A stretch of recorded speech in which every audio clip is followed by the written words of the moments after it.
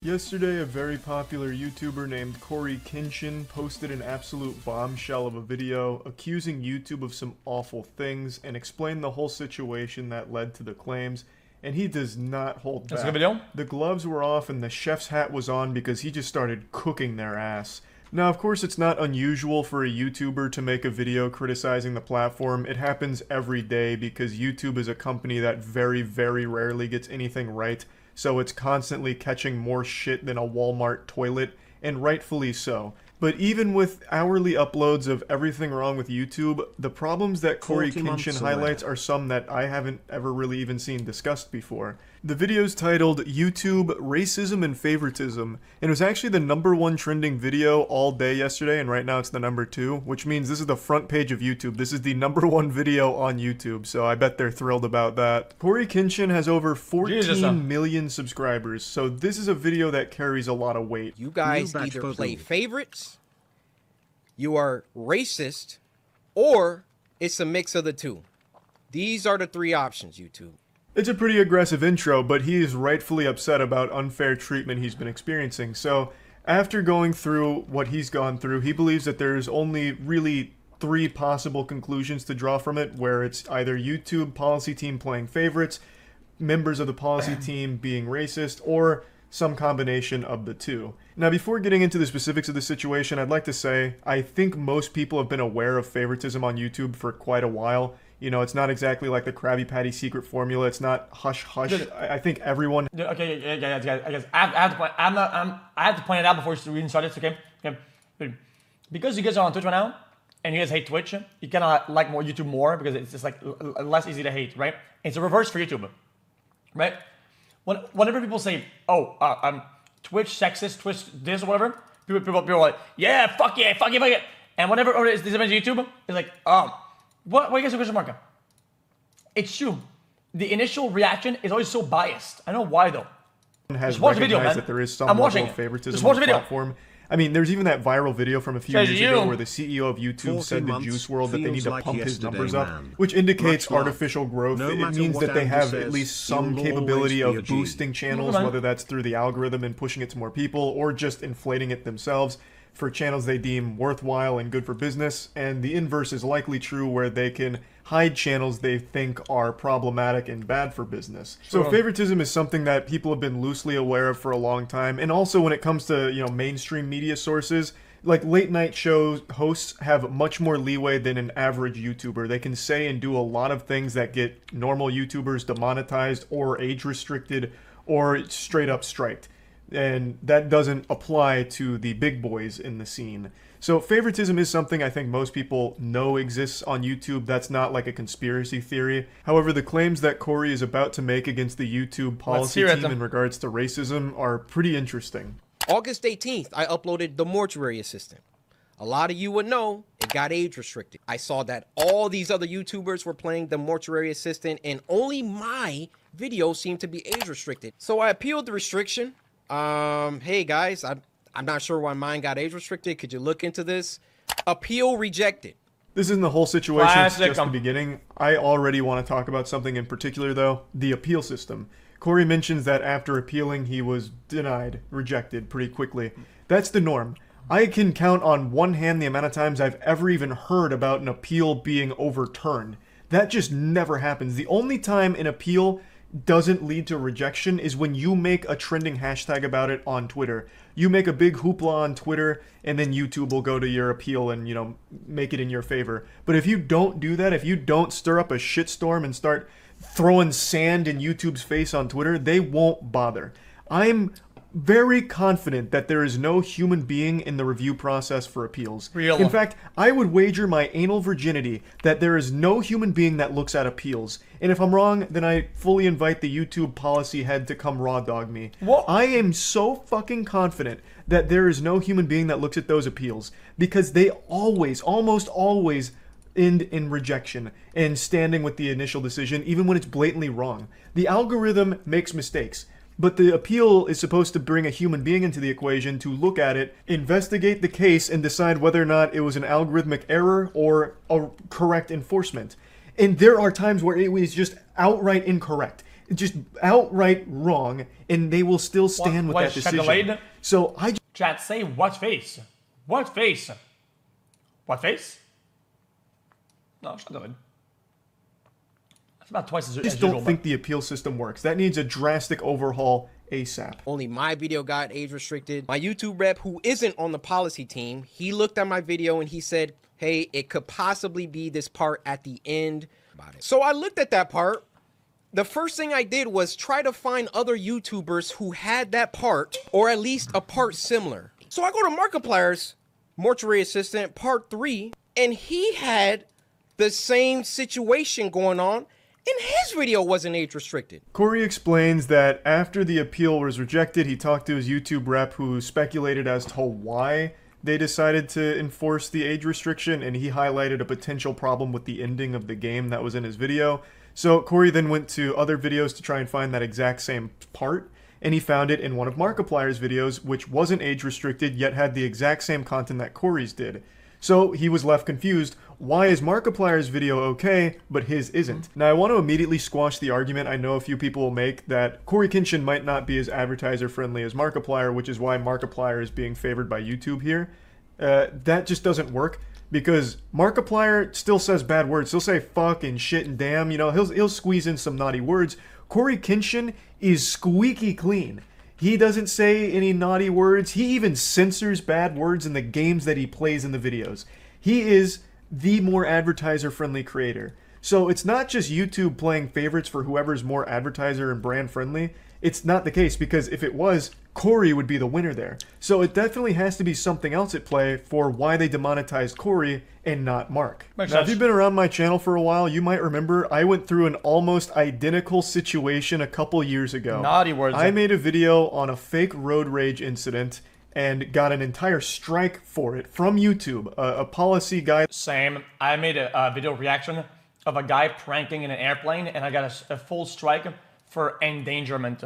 Headline strike from YouTube for it. And I found that exact same clip that I was talking about in one of Markiplier's videos that wasn't age restricted, demonetized, or anything. I was so angry. I was wiggling in rage. I was so upset. I couldn't sit still in my chair, so I made this video talking about it, and then I made a big stink on Twitter.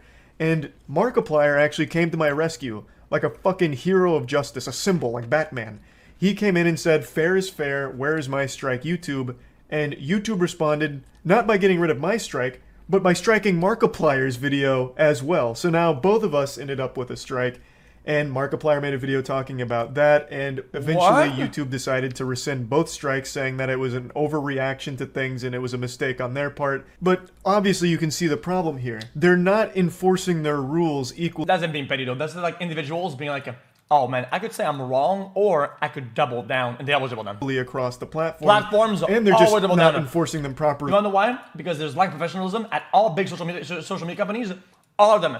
Twitch, Twitter, YouTube. Nobody says, what would a good corporate do? What should we do? They say, what do I want to do? I want to be a bitch ass. And they act like a bitch ass. Like me, I'm not a corporate. I'm a dumb fucker. I'm a certified dumb fuck. That's what I at all. There was no reason that video should have ever resulted in a... I'm allowed to be a dumb fucker, okay? Because I live myself as a dumb fucker. These guys say, oh, we know better, we're the corporate, whatever. They should act better. By any stretch of imagination. I can understand the algorithm having a bit of a oopsie, a little boo-boo there, and mistaking a fake comical road rage for a real incident. But the appeal process is supposed to come in there where a human being looks at it, and within 3 seconds should be like, oh, this is clearly a joke. But that never happened because I don't believe humans actually review the content. I'm getting sidetracked. Point is, the rules aren't enforced appropriately or equally. So kind of similar situation, but not exactly the same as what Corey's been going through with YouTube here. However, I do find it interesting that Markiplier is present in both of these cases. I feel so bad for Markiplier. He's done nothing wrong.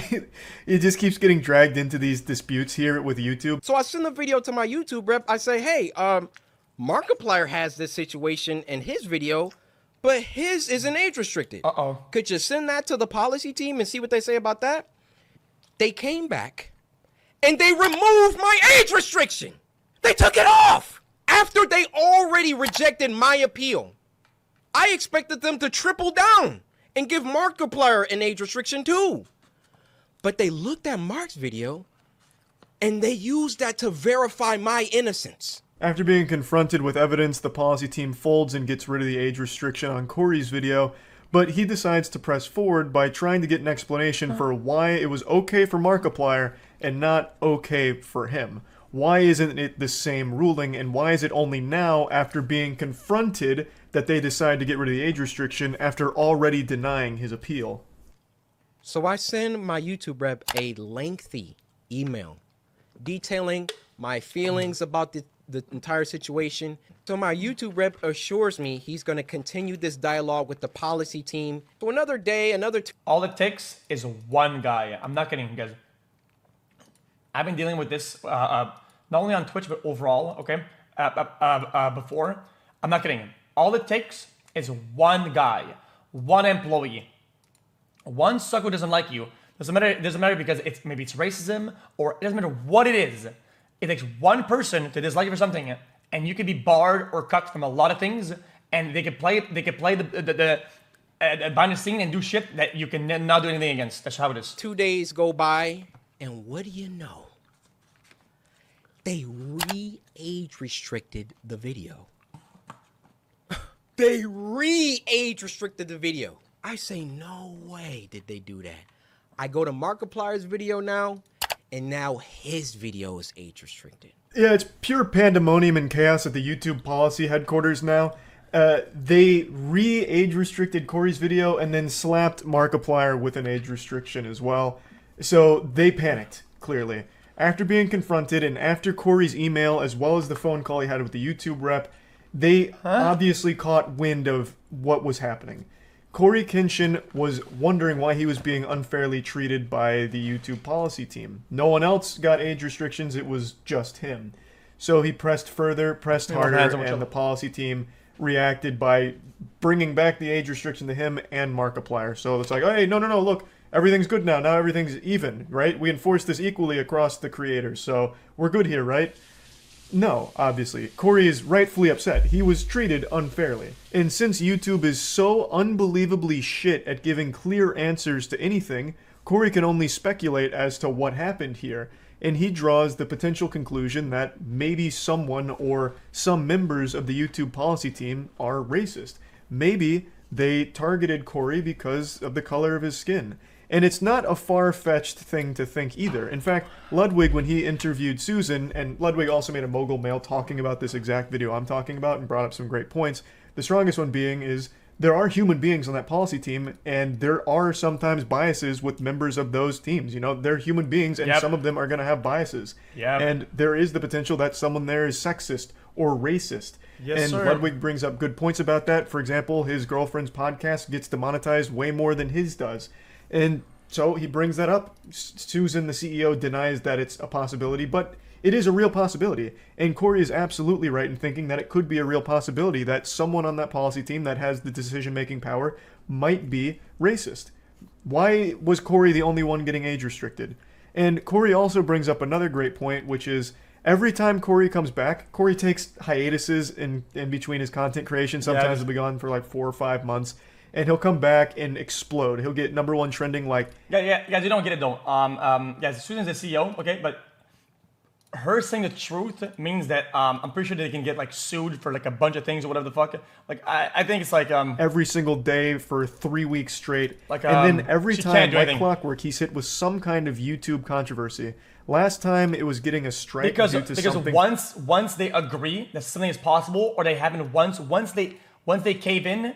I mean, it's all the floodgates. Even for the ones that aren't true, that aren't real, it's the floodgates of GG. And from that's like a 4-year-old video, 3-year-old video or something like that out of nowhere. And it's only when Corey comes back and starts getting popular again do they do something like this with age restriction or a strike or something like that. But in the breaks he takes, like the 5 months, the 9 months that he's not on YouTube, he never has problems. They don't strike anything. They don't, age restrict anything. It's only when he's back being popular that this kind of issue arises. And it's always over nothing. Like I said, Corey is probably one of the most advertiser brand-friendly content creators there is in the gaming space. Yeah, YouTube sucks balls. I think all social media platforms sucks balls. Everything sucks balls. What's the solution? The solution is hope that the platforms fire employees that are biased and do dog shit, and hope that people that get caught in the crossfire are as little as possible as you move forward. And you just hope XQC that they are proactive into making things better as mistakes go on. But if they admit to a mistake, guys, I know the problem is that people cannot handle the truth. Okay, that's reality. Okay, guys, you can say I'm a dick writer. Okay, but in reality, the way the world works is that people cannot handle the truth. If you say the truth, it's absolute pandemonium, chaos, and everything starts falling apart. Okay, they have to like do mini lies, whatever. Okay, while they work on the problem. I know it sounds really dumb. It's just kind of how it is. I don't know what else to tell you.